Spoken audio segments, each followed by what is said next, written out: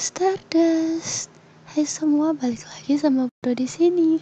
Terima kasih banyak untuk yang udah datang ke sini. Jadi hari ini adalah hari untuk kita bahas episode kedua dari playlist horror story.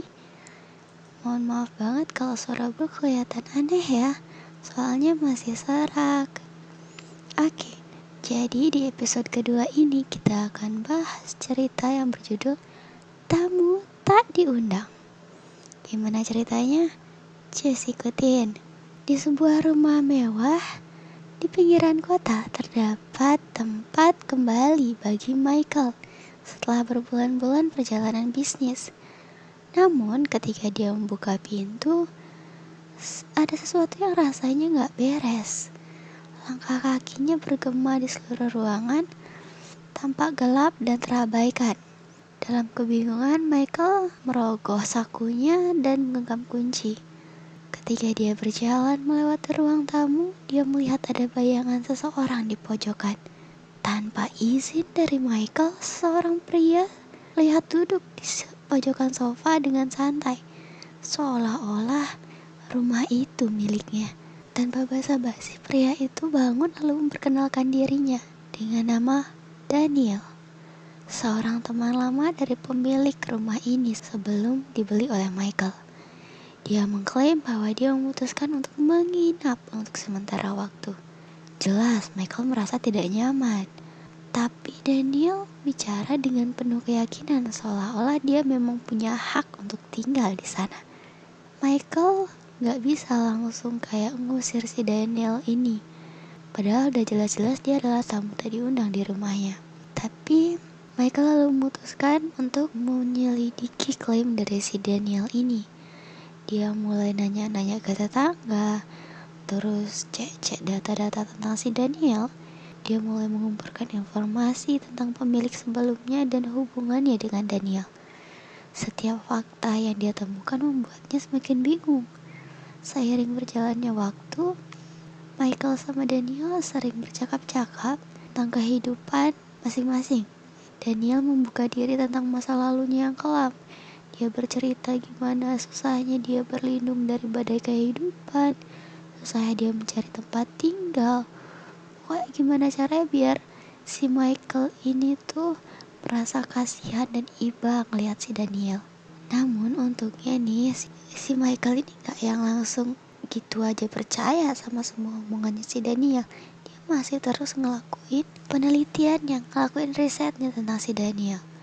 Sampai akhirnya dia nemuin kejanggalan-kejanggalan yang mulai terjadi. Dan dia sadar kayaknya si Daniel ini punya motif tersembunyi. Apalagi di rumahnya ini mulai banyak barang-barang yang hilang. Terus mulai ada suara-suara aneh di malam hari. Dan buat Michael tuh semakin yakin keberadaan Daniel di sini itu pasti adalah sesuatu kejanggalan yang benar-benar harusnya gak terjadi. Sampai akhirnya Michael menemukan surat-surat lama dan mengungkap kebenaran kelam dari sosok si Daniel ini. Ternyata Daniel adalah saudara kembar dari pemilik rumah ini sebelumnya yang mencoba melarikan diri dari masa lalunya yang penuh kejahatan. Jadi dia ini adalah seorang penjahat yang mencoba kabur dari kejaran polisi setelah melakukan berbagai kejahatan yang tidak dapat untuk dimaafkan. Dia mencari rumah ini. Dia tahu saudara kembarnya punya rumah besar di pinggiran kota. Dia mencari rumah ini dan bersembunyi di sini untuk menghilangkan jejak. Michael yang jelas tidak bisa menerima hal ini lalu memutuskan untuk melaporkan hal ini pada kepolisian dan masih dengan upaya sopan mengusir Daniel. Tapi Daniel menolak. Dengan tegas dia mengatakan bahwa dia punya hak untuk tinggal di sana.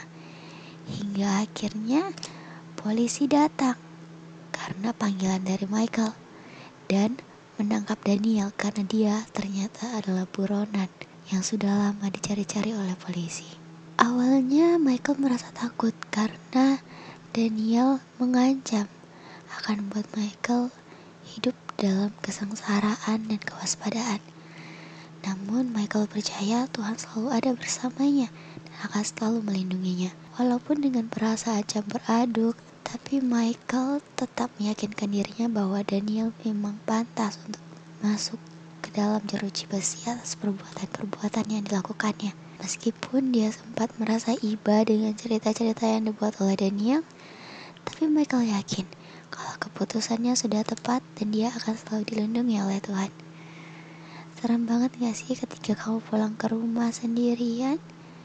Yang harusnya kamu sendiri dalam rumah itu, tapi ternyata ada orang tak diundang ikut tinggal di dalamnya. Ingat, selalu jaga rumah kalian. Kalian hidup sendiri ataupun bersama keluarga, selalu berdoa pada Tuhan untuk selalu dilindungi ya. Ingat, kunci-kunci selalu rumahnya, jangan biarin ada orang asing masuk ke rumah kalian. Segitu dulu dari aku, ketemu lagi besok. Bye bye. Cosmic farewell.